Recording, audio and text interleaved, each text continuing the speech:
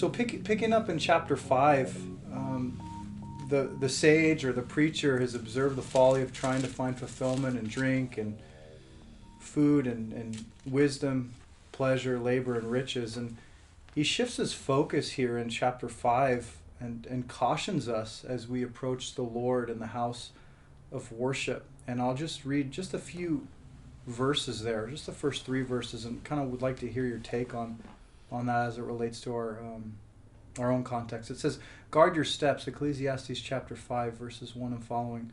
Guard your steps when you go to the house of God.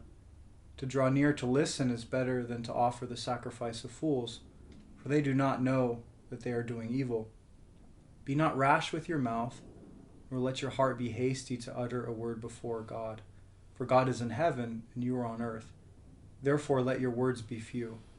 For a dream comes with much business, and a fool's voice with many words.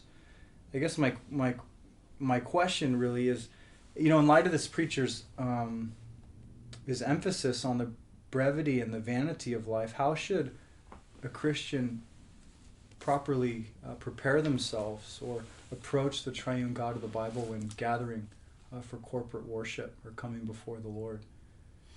Yeah, we certainly should be coming to listen.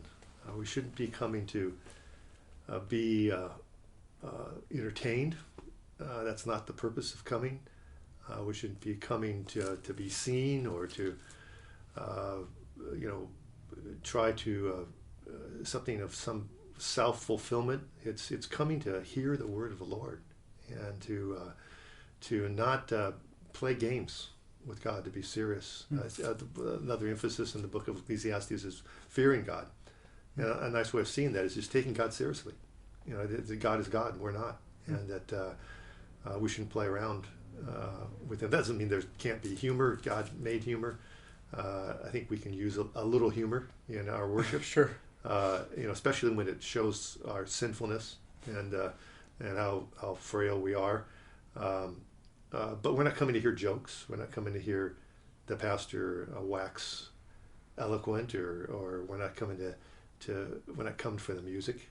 The music is part of the worship of God, but sure, we're coming to meet God. And so all the elements of worship should be centered around God. It should be centered around meeting God and worshiping Him and lifting Him up in the ways in which He's taught us, in confession and singing and but we're to hear that word is central throughout. Even in the singing, the word is central.